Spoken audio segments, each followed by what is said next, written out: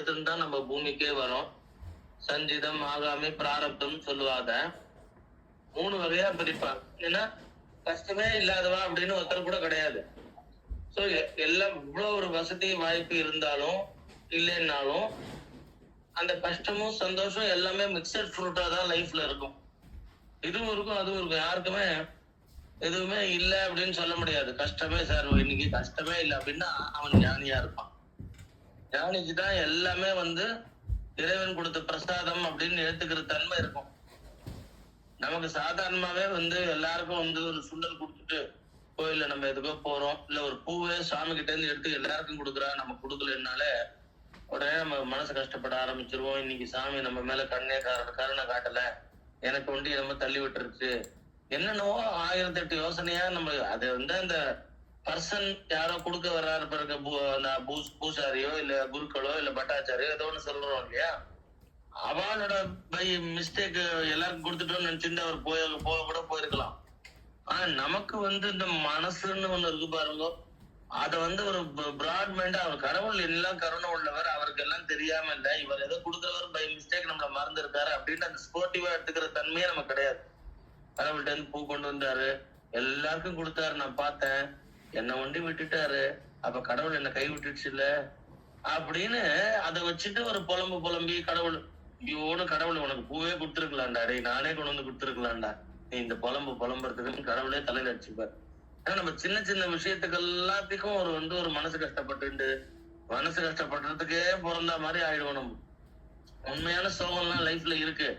இதெல்லாம் ஒரு கடவுள் அப்படிப்பட்டவர்ன்றது புரிஞ்சுட்டாலே, நமக்கு உயர்ந்தவர் கடவுள் கருணமயமானவர்ன்றது புரிஞ்சுட்டாலே போருமே தவிர இந்த சின்ன சின்ன விஷயங்கள் ஒரு பிரசாதம் கிடைக்கலையோ இல்ல ஒரு பூ கிடைக்கலையோ இல்ல நிறைய இன்கேஸ் கிடைச்சிடுதுன்னா ஜாஸ்தி அனுகிரகம் கொடுத்துட்டாரு, நம்ம 100 ரூபாய் போட்டிருப்போம், அந்த பட்டாச்சாரியரோ குருக்களோ இல்ல பூசாரியோ நம்ம மேல தனி கவனம் செலுத்துறாருன்னா நமக்கு அவருக்கும் தனி டேர்ம்ஸ் அண்ட் கண்டிஷன் ரிலேஷன்ஷிப் ஏதாவது இருக்கும், அதனால கூட கொடுத்துருப்பாரு. அது ஒண்ணு கடவுள் ஆசீர்வாதம், இன்னைக்கு பாத்தீங்கன்னா எனக்கு மாலை கொடுத்துட்டா அப்படின்னு அதுக்கு தனி ஸ்பெஷலா அதுக்கு மேல எக்ஸ்ட்ராவா போட்டு கடவுள் இன்னைக்கு கடவுள் பார்வை முழுக்க என் மேலதான் அப்படின்ற மாதிரியும் நினைக்க கூடாது. கடவுள் அப்படி இல்லை, எல்லாருக்கும் காமன் ஆனவர், ஒரு அம்மா மாதிரி தானே. அம்மாக்கு 2 பிள்ளை 4 பிள்ளை இருந்தாலும் 4 பிள்ளையும் எல்லாரையும் பாசம் காட்டக்கூடியதான் அம்மா. அப்படி இருக்கும்போது நம்மள தனியா கடவுள் கவனிக்கிறது எல்லாம் கிடையாது. அந்த பர்டிகுலர் பர்சனுக்கு நம்மள தெரிஞ்சிருக்கலாம், நம்மள ஜாஸ்தி இது பண்ணலாம். சோ எதுக்காக சொல்ல வரேன்னா, ஒண்ணுத்தினால ரொம்ப நொந்துக்கிறதோ ஒண்ணுத்தினால ரொம்ப அப்படி கால தூக்கி விட்டுக்கிறதோ எதுவுமே வேண்டாம். சம திருஷ்டியில இரு, பக்குவப்பட்ட மனசுல இரு, எல்லாம் தெய்வ சங்கல்பம், தெய்வம் எது செஞ்சாலும் நல்லது அப்படின்ட்டு அப்படியே ஸ்போர்ட்டிவா எடுத்துக்கோ. வாழ்க்கைன்றது பெரிய நல்லது கெட்டது எல்லாம் மிக்சடா இருக்கும். சில சமயம் பர்சன்டேஜ் தான் ஜாஸ்தி, பர்சன்டேஜ் பாவம் பண்ணிருந்தோம் போன ஜென்மத்துல, ஜாஸ்தி பர்சன்டேஜ் நமக்கு கண்ணீரோடயே இருக்கிற மாதிரி இருக்கு. நிறைய நல்லது பண்ணியிருந்தோம் அப்படின்னா கண்ணீர்ன்றது விடுறது கொஞ்சம் கம்மியா இருக்கே தவிர, ஆனா யாரையும் விடுறது இல்லை, யாரையும் அந்த மனசு கஷ்டம்ன்றது விடுறது இல்லை. ஒன்லி ஞானிகள் ஒண்டிதான் எதுவா இருந்தாலும் அந்த விதைய என்ன சொல்லுவாருன்னா, ராமகிருஷ்ண பரமஹம்சர் அந்த அடுப்புல வானம் வச்சு அந்த வறுத்த மாதிரி வானல் இருக்கு இல்லையா, அதை வறுத்த மாதிரி வறுத்துட்டு அதை திருப்பி மண்ணுல போட்டா முளைக்காது. அந்த மாதிரி அவளோட கர்ம வினைகளை அப்படியே வறுத்து எடுத்துற மாதிரி ஞானிகளோட மனநிலையில அவளோட பக்தி, அவளோட சாண்டிங் பண்ற அந்த முறை அத்தனையும் அவ டோட்டலா அதுல இருந்து அவுட் ஆஃப் இது போயிடுறா. நம்ம ஆபத்து வந்தாலும் சரி வராட்டி சரி அவ டேக் கேர், அதை பத்தி கவலைப்படாம இருக்கா. என்ன சொல்றது, எல்லாம் இறைவன் சங்கல்பம், நான் ஏன் கவலைப்படணும், நான் இந்த ஜென்மத்திலேயே இந்த கர்மாவை கழிச்சுட்டு போறேன், அடுத்த ஜென்மத்துல எக்ஸ்டெண்ட் நாங்க விரும்பல. ராமகிருஷ்ண பரமஹம்சருக்கு த்ரோட் கேன்சர் இருந்தது. அப்ப அந்த த்ரோட் கேன்சர் அவர் என்ன சொல்றாருன்னா, சிஷ்யர்கள்லாம் காளி மாட்ட பேசுவேல, நீங்க பேசி எல்லாத்தையும் சரி பண்ணிக்கோங்க. ஐயோ பைத்தியக்காரா, இந்த மாதிரி நம்ம சொல்லி சரி பண்ணிட்டோம்னா கடவுள் அடுத்த ஜென்மத்தை உன்னோட கர்மா உன்னோடதுதான், அது உன்னோட பெண்டிங்ல நின்றுட்டே இருக்கும். அடுத்த ஜென்மால நீங்க அனுபவிச்சே ஆகணும். அதனால இந்த ஜென்மத்தையும் அனுபவிச்சுட்டு அடுத்த ஜென்மாவே இல்லாம இறைவன்ட்டு போகணும் அப்படின்ற. அப்ப இவரெல்லாம் நம்மள மாதிரி ஒரு மனித பிறவிதானா, அடுத்த ஜென்மா சொல்றாரு இல்ல இந்த ஜென்மால அனுபவிச்சு போறேன்றாரு அப்படின்னா நமக்காக அதை சொல்லப்பட்டதே தவிர அவள்லாம் அவதார புருஷா தெய்வத்தோட அம்சம். சோ சீதையே ராமரை பிரிஞ்சு துக்கிச்சுட்டு இருந்தா. ஆஃப்டர் ராவண வதம்லாம் ஆனப்புறம் கூட இந்த பட்டாபி இது யாரோ ஒரு சொன்னான்னு சொல்லிட்டு பிரெக்னன்ட் லேடி காட்டுல விடப்பட்டா. கடைசி வரைக்கும் ராமர்கிட்ட சேரவே இல்லை. அதுக்கப்புறம் லவகுச்சாவை ராமர்கிட்ட ஒப்படைச்சிட்டு அந்த போர்ல லவகுச்சாவுக்கு ராமருக்கு சண்டை வந்து அதெல்லாம் எல்லாமே தெரியும் எல்லாருக்கும். அதுக்கப்புறம் லவகுச்சாவை வந்து ராமர்கிட்ட ஒப்படைச்சிட்டு தான் வந்து பூமியில அப்படியே போயிட்டான். திருப்பி ராமரோட வாழல. சோ அப்ப எவ்வளவு நாள் அவ வந்து அம்பாளுக்கு பூஜை பண்ணிட்டு திருப்பி நான் வந்து என்னோட பதிய பாப்பனான்னு தவிச்சுட்டு இருந்தா. சோ லவகுச்சா மூலியமா அந்த குதிரைய குழந்தைகள் கட்டி வச்சதுனால அவ ஒவ்வொருத்தரா லக்ஷ்மண பரத சத்ருக்னன் வந்து சண்டை போட்டு அந்த குதிரைய அஸ்வமேத குதிரைய எடுத்துன்னு போக வந்து எல்லாரையும் லவகுச்சா ஜெயிச்சு. சொல்லுங்கம்மா, ஏதாவது சொல்ல வரையாப்பா? இல்லண்ணா. No problem, no problem. அப்படி ராமாயணம் முடியறது. சோ அப்போ எண்டிங் அப்படிதான் முடியுது. ஒரு சீதை வந்து அப்படியே மனசு கஷ்டத்தோட பூமியில போயிடுற மாதிரி தான் முடியுது. அந்த ஜெகன் மாதாவே வந்து பூமியில பிறக்கும் போதும் அத்தனை பேரோட கஷ்டங்களையும் தாங்கிண்டு தனக்கு சோகம் மாதிரி அப்படிதான் கிளம்பி போற மாதிரி தான் முடியுது. ராமர் அப்படியே சரையு நதியில இறங்குற மாதிரிதான் அந்த அவதாரம் முடியுது. அப்போ நம்ம மாநிலங்களான நமக்கெல்லாம் வந்து அப்போ ஒரு துக்கம் இல்லாம இருக்குமோ? சோ ஏதோ ஒரு துக்கம் இருக்கும். அது எப்படி நம்ம ஓவர் கம் பண்றது அப்படின்னா பகவன் நாமா ஒட்டிதான் அதுல இருந்து மீளறது. அதே மாதிரி இது ஏதோ என்னோட கர்மா சரி அப்படின்னு அந்த மனப்பக்குவத்தோட அவ செஞ்சிட்ட பாரு. அந்த அவ மட்டும் எனக்கு நாத்தனாரா வந்து என்ன சாவடிச்சுட்டா கல்யாணத்துல இருந்து என்னை விடவே இல்லை. எங்க நாத்தனார் இருக்காளே அந்த தாடக லங்கினி ராட்சசி எல்லாம் இவதான், அது ஒரே ரூபம் தான் என் நாத்தனார் அப்படின்னு சொல்லி சில பேர் புலம்புவா. மாமியார் கூட பரவாயில்லன்னு சில சமயம் ஏத்துக்கலாம். அவரை ஏதோ பெத்துட்டா, என் ஹஸ்பண்ட பெத்துட்டா, சரி ஒரு 1% சரி அதுக்காகவாது அவ மார்க் போடலாம். இவளுக்கு கொண்டே நான் என்னைக்குமே அவளை வந்து மன்னிக்கவே மாட்டேன் அப்படி இப்படின்னு நம்ம நிம்மதியை தான் இழக்கிறோம். இருக்கும், ஒவ்வொரு ஃபேமிலியும் ஒவ்வொரு மாதிரி இருக்கும். நிம்மதியை இழக்காதீங்கோ. எல்லாமே இது இந்த இது நமக்கு பிள்ளை பிறக்கணுமா பொண்ணு பிறக்கணுமா ஒன்னும் தெய்வ சங்கல்பத்துல தானே இருக்கு. சில பேர் நினைச்சுட்டு இருப்பா 2 பொண்ணா இருக்கும் இல்ல 3 பொண்ணா இருக்கும். அந்த மாதிரி எல்லாம் எத்தனை பேர் இருக்கா? ஒரு பிள்ளை கூட கிடைக்கலன்னு நினைக்கப்பா. சில பேருக்கு பிள்ளை ஏன் பிறந்தான்னு இருக்கும். பொண்ணா கூட இருந்துட்டு போலாம், நன்றியுடையவளா இருக்கா. இந்த பிள்ளை பிறந்துட்டு 3 பிள்ளை பத்த நாங்கெல்லாம் தனியா தான் இருக்கோம் ஹஸ்பண்ட் ஒய்ஃப்னு சொல்றவாளும் இருக்கா. எனக்கு தெரிஞ்சு ஒருத்தர் 3 பிள்ளை, 3 பேரும் நல்ல கஷ்டப்படுறவாள்லாம் இல்ல, நல்ல பொசிஷன்ல தான் இருக்கா. ஆனா இவ வந்து வயசான காலத்துல தனியா தான் இருக்கா. அவன் இன்னைக்காவது வரமாட்டாளான்னு இவாலும் போன் பண்ணி 100 வாட்டி கூப்பிட்டா பிள்ளை வண்டி வந்து நிப்பான். மாட்டு பொண்ணு அப்ப கூட வரமாட்டான். பிள்ளை வண்டி வந்து என்னம்மா அது வாங்கி தரணுமா அப்படின்னு எப்ப கிளம்பலான்னு பாத்துட்டு இருப்பான். பட் அவன் பின்னாடி அவனுக்கு ஒரு ஃபேமிலி இருக்கு. அதனால போயானோ அவனோட சூழ்நிலை யாரையும் குத்தம் சொல்ல முடியாது. அப்போ என்னைக்காவது அவ வரமாட்டாளான்னு சொல்லி இவாளும் தவிச்சுட்டு இருப்பான். மாட்டு பொண்ணு வரமாட்டாளான்னு ஏதோ ரீசன் சொல்லுவா. இல்ல இன்னைக்கு உடம்பு சரியில்லை, இன்னைக்கு அவளுக்கு தலைவலி ஏதோன்னு சொல்லுவா. அந்த மாதிரி இவாளுக்கு எல்லாரும் ஒன்னா சேர்ந்து நம்ம கூட இருந்தா நல்லா இருக்குமேன்னு இருக்கு. என்ன பண்றது, எனக்கு என்னோட ரிலேஷனே ஒருத்தர் அது மாதிரி அதுக்காக சொல்றாரு. அப்போ நம்ம வயசான காலத்துல கூட ஒருத்தர் ஆபத்துல யாரும் இல்லையேன்றது போன் அடிச்சு அவ வர வரைக்கும் இவ கீழே விழுந்து என்ன பண்ணுவா சொல்லுங்க. அந்த மாதிரிலாம் நிறைய நடக்கிறது. கீழே விழுந்துட்டு அவளை வந்து நெய்பர்ஸ் வந்து தூக்கி ஏதோ ஹெல்ப் பண்ணி டாக்டர்கிட்ட சேர்த்துட்டு அப்புறம் பிள்ளைகள் எல்லாம் ஓடி ஹாஸ்பிட்டலுக்கு வரா. ஏன்னா இதே சென்னையில தான் இருக்கா, பட் ஓடி வர முடியல எனக்கு தெரிஞ்ச ஒருத்தர். சோ அந்த மாதிரி இதெல்லாம் ஒவ்வொருத்தர் ஃபேமிலியில ஒவ்வொரு மாதிரி கதை ஒவ்வொரு மாதிரி இருக்கு. நம்ம கர்மா தான் எல்லாமாவும் வருது. ராமகிருஷ்ணபுரம் தான் சொல்றாரு, நம்ம எவ்வளவு இறைவன் நாம சொல்றோமோ அப்ப புத்திரர்கள் நமக்கு இல்லைன்னா கூட கவலைப்படாத, தலையில வச்சு கொண்டாடுவா. நம்ம குழந்தை கூட அந்த குழந்தைகள் கூட அப்படி தாங்குவாளா நம்மள தெரியாது. அந்த மாதிரி நம்மள வந்து பின்காலத்துல குழந்தைகள் உனக்கு வருவா. எக்கச்சக்க குழந்தைகள் அம்மா அம்மான்னு கூப்பிடுவா. அத்தனை பேரும் உன்னை பூஜை பண்ணி கோலி மதன்ட்டு அவ்வளவு புனிதாவன்னு சொல்லி அப்படி உன் வாக்க திருவாக்கா நினைச்சு அப்படி கொண்டாடுற மாதிரி வருவான்னா. இவ புண்ணியத்துக்கு ராமகிருஷ்ணபுரம் சாரதாம்பாள் புண்ணியத்துக்கு 100கணக்கான குழந்தைகள் அவ பின்னாடி சுத்திட்டே இருந்தது. அம்மா அப்பான்னு குருதேவர் அம்மா இதை தவிர வேற எதுவும் தெரியாது. இவளோட வாயிலிருந்து வர ஒவ்வொரு வார்த்தைகளுக்கும் அவ்வளவு ரெஸ்பெக்ட் கொடுத்து இவ 2 பேரையும் அவ்வளவு அளவுக்கு வந்து பூஜை பண்ணிட்டு இருந்தா அந்த குழந்தைகள்லாம். யோசனை பண்ணி பாருங்க, நம்ம வயசுல பிறந்திருந்தா கூட இந்த அளவுக்கு வந்து விசுவாசமா இருப்பாளான்னு தெரியாது. இருக்கலாம், யாரோ கோடியில ஒருத்தர் அவ்வளவு அது மாதிரி இருக்கலாம். ஆனா இவெல்லாம் அவ்வளவு விசுவாசமான குழந்தைகள். எங்கிருந்தெல்லாமோ வந்து இவளுக்கு எப்ப பாரு பூஜை பண்ணிட்டு உட்காந்துருக்கிற குழந்தைகளா.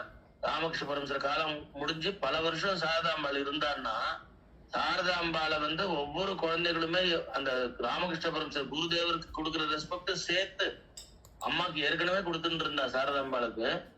குருதேவருக்கு கொடுத்த ரெஸ்பெக்டையும் திருப்பி அந்த சாரதாம்பாள் மேலேயே போட்டு அந்த அளவுக்கு தலையில வச்சு தாங்கிட்டு இருந்தா அந்த ஜெகன் மாதாவாவே கூட இருக்கிற மாதிரி அந்த அளவுக்கு இவளை கொண்டாடிட்டு இருந்தா சாரதாம்பாள். யோசனை பண்ணி பாருங்க, அவ பண்ண புண்ணியம் அந்த அளவுக்கு இந்த குழந்தைகள்லாம் இப்படி தாங்கி. இது வேற என்ன வேணும், வேற இதை விட வேற என்ன வேணும்? ஒரு நிமிந்து பார்த்தா வேலை செய்யறதுக்கு அத்தனை குழந்தைகள் ஓடி வந்து அம்மா என்னம்மா என்ன கூப்பிட்டீங்களாம்மா அப்படின்னு ஓடி வர்றதுக்கு பெண் சிஷ்யர்களும் சரி ஆண் சிஷ்யர்களும் சரி அம்மா அம்மா அம்மான்னு சொல்லி அவ்வளவு பாசமா இருக்கும் போது சாரதாம்பாள் ராமகிருஷ்ண பரமஹம்சரோட புண்ணியம் எவ்வளவு வசத்தின்னு பாருங்க.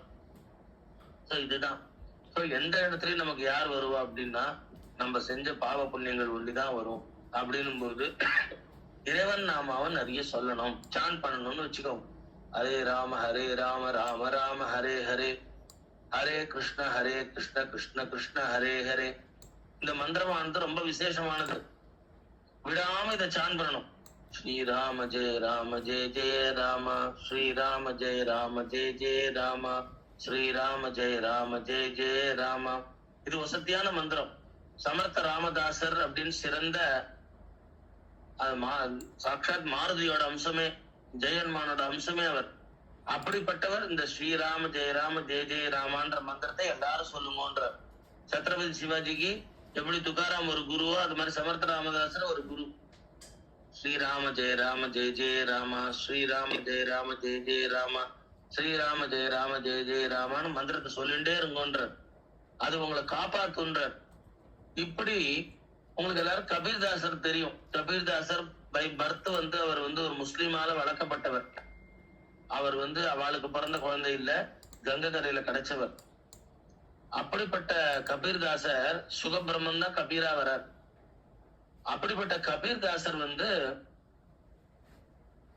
பல பேருக்கு உபதேசம் பண்றாரு. அவருக்கு உபதேசம் வாங்கினதே கங்கை ராமானந்தர்ன்ற ஒருத்தர்கிட்ட, பெரிய மகானவர். அவர்கிட்ட படித்துறைன்னு சொல்லுவா, கங்கையில ஸ்டெப்ஸ். அந்த ஸ்டெப்ஸ்ல விடிகாத்தால படுத்துட்டார். ஏன்னா இவர் முஸ்லீம் சொல்லி உபதேசம் பண்ண மாட்டா யாரும். ஏன்னா இந்துக்கள் முஸ்லீம்ஸ் வித்தியாசம் இருக்கு இல்லையா? ஹிந்துவோட ஒரு மூல மந்திரத்தை முஸ்லீம் போய் உபதேசம் கேட்டான்னா இவன் உண்மையிலேயே நல்லவனா கெட்டவனான்னு 1000 யோசனை வரும். அப்போ அதனால பண்ண மாட்டார். சிஷ்யர்கள் எல்லாமே ராமானந்தருக்கு இவரை விடவே இல்லை. ராமானந்தருக்கு நிறைய சிஷ்யர்கள். அந்த ஆசிரமம் உள்ளே கபீர்தாசரை விடல. கபீர்தாசர் எப்படியாவது ராமானந்தர் போன்ற புனித மகான்கிட்ட உபதேசம் வாங்கிடணும்ட்டு என்ன பல கோடி ஜபம் பண்ணவர் ராமானந்தர். அவர் மூலியமா நம்ம உபதேசம் வாங்கிட்டா நமக்கு அது மந்திரம் சித்திக்கும். அதனால எப்படி வாங்கிக்கிறதுன்னு யோசனை பண்ணாரு. ஒரு யோசனை தோணித்து ஒரு மைண்ட்ல. அவர் வெடிகாத்தால கங்கையில குளிக்க வருவார். சோ அப்ப வெடிகாத்தால வரும்போது சிஷ்யர்கள் அத்தனை பேர் தூங்கிட்டு இருப்பா. ராமானந்தர் வண்டி தனியா வருவார். சோ இந்த சான்ஸ் யூஸ் பண்ணிக்கலாம். அப்ப இப்ப இருக்கிற மாதிரி அப்ப லைட் ஃபெசிலிட்டி எல்லாம் கிடையாது. சோ படித்துறைன்னு பேரு, ஸ்டெப்ஸ் இறங்கி வருவார். அவர் ரெகுலரா எந்த ஸ்டெப்ஸ் வருவார்னு இவர் தெரிஞ்சுட்டார். சோ அப்ப வரும்போது அங்க படுத்துட்டார். படுத்துட்டு இவர் ராமானந்தர் இருட்டுல, வயசானவர், இருட்டுல மெதுவா படிக்கட்ட காலை வச்சு இறங்கி வரும்போது வச்சுட்டு யார் தலையிலயோ காலை வச்சுட்டோம் போல இருக்கு, யாரும் இங்க படுத்துட்டு இருக்கா போல இருக்கு அப்படின்னு சொல்லிட்டு ராம் ராம் ராம் ராம் ராம் ராம் அப்படின்னார்.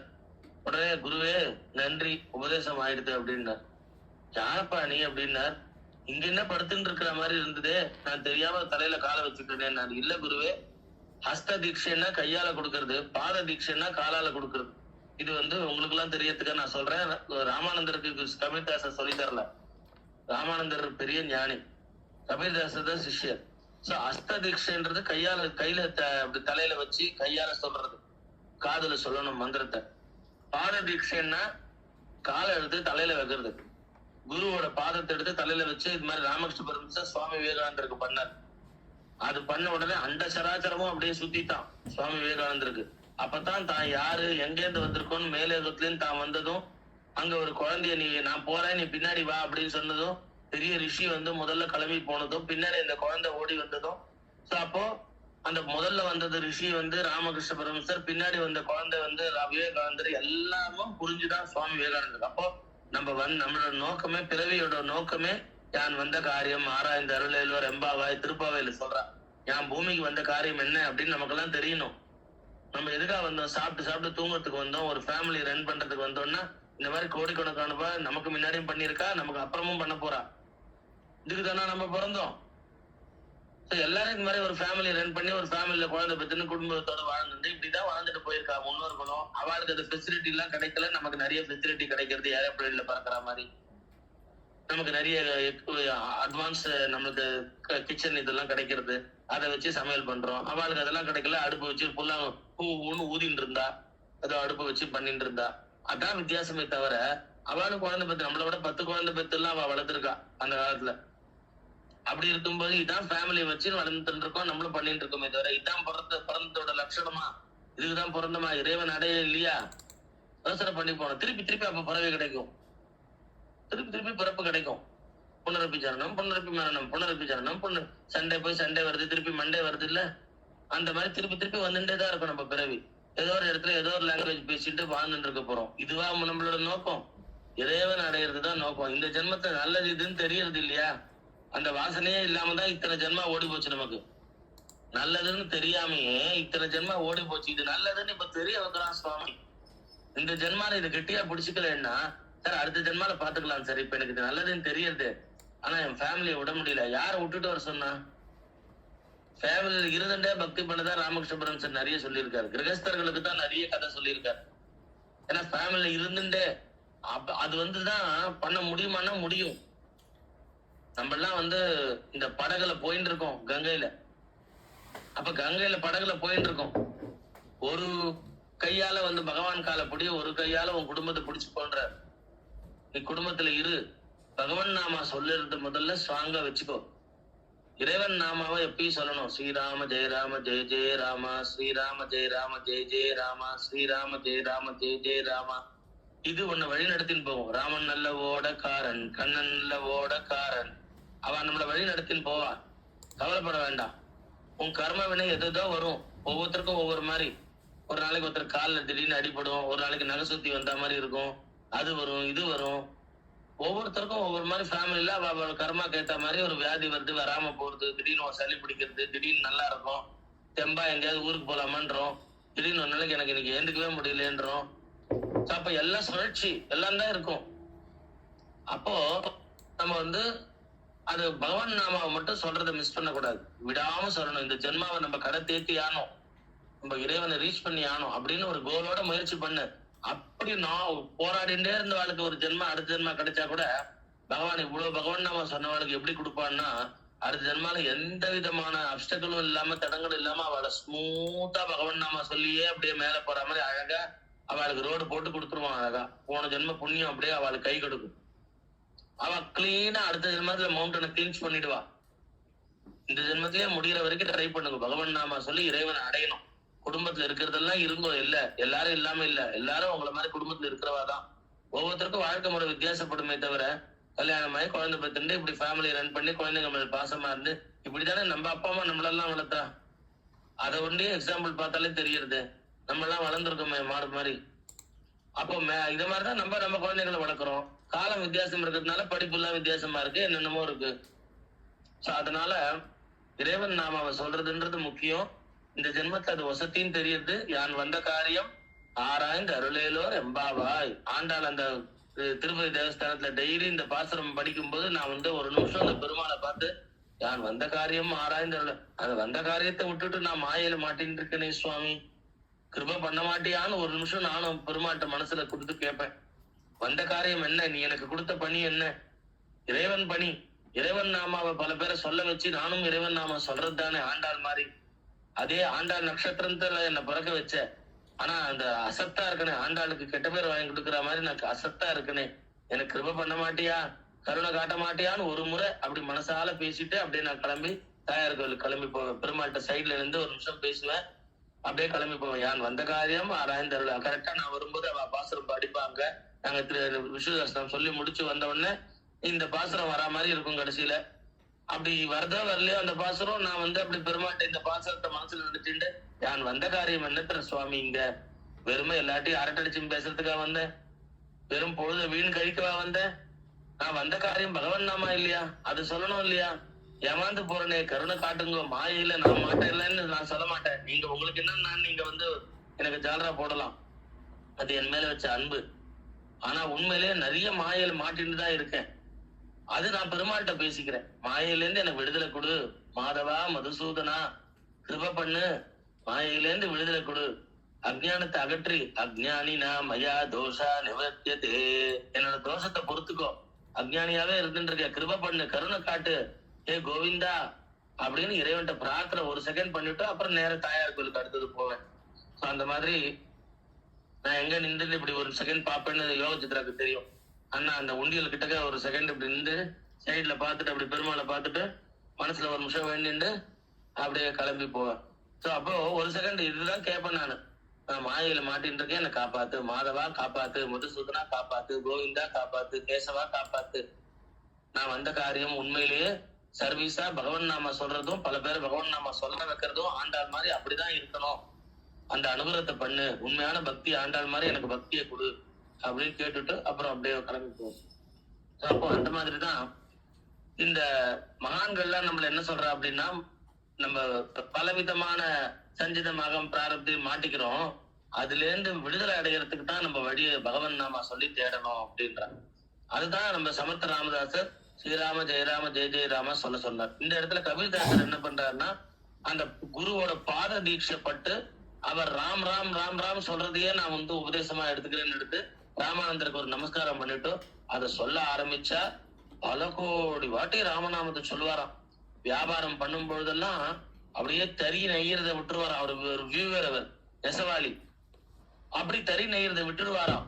ராம ராம ராம ராம ராம ராம ராம இதையே சொல்லிட்டு இருப்பாராம். அப்போ ராமன் தறி நெஞ்சு கொடுப்பானாம். இவர் கம்ப்ளீட் பண்ண வேண்டிய அந்த ஒர்க்கை ராமன் பண்ணுவானாம். இவருக்கு அது கூட தெரியாதான். அப்புறம் துணி பார்த்தா தறி நெஞ்சு இருக்கு, துணி இருக்கு, பட்டு நெஞ்சிட்டேன், பட்டு பட்டு துண்டு மாதிரி ஒண்ணு பட்டு நெஞ்சிட்டேன் அப்படின்னு அவ அம்மாட்ட சொல்லுவாராம். உடனே போய் வித்துட்டு வா அப்படின்னு வரான். விக்கிறதுக்கு இங்க வந்தா கூட கடை தெருவுல வந்துட்டா எல்லாரும் நிறைய பேர் அவாவா இந்த மாதிரி வியாபாரம் பண்ண வந்திருப்பா. இவரு அந்த கடை தெருவுக்கு வந்துட்டு அப்படி உட்காந்துட்டு திருப்பியும் ராம ராம ராம சொல்ல ஆரம்பிப்பாராம். வியாபாரமே நடக்காதான். இவர்கிட்ட வண்டி எல்லாரும் பார்த்தா சந்தையே என்ன இருக்கும், எல்லாரும் க்ளோஸ் பண்ணிட்டு எல்லாரும் கிளம்பி இருப்பா. இவர் வண்டி உட்காந்து இருக்கேன்னு பார்த்தா பொழுது சாஞ்சி விட்டு அப்படின்னு பார்த்துட்டு இருட்டா இருக்கேன்னு கிளம்புவாராம். ஒரு வாட்டி அப்படி கிளம்பும் போது என்னாச்சு அப்படின்னா, இவர் பட்டு துணி கையில எடுத்து நச்சிச்சோ, நம்ம இன்னைக்கு விற்கவே இல்லையா, அம்மா திட்டுவாளே அப்படின்ட்டு இவர் நினைச்சுட்டே ராம் ராம் ராம் சொல்லிட்டு வந்துருக்கார். அங்க பார்த்தா யாரோ இந்த கங்கை கரையில இந்த ரொம்ப காத்து அடிக்கும் இல்லையா, குளிர்ந்த காத்து அடிக்கிறது, ரொம்ப குளிர்ல நடுங்கின்னு இருக்கா.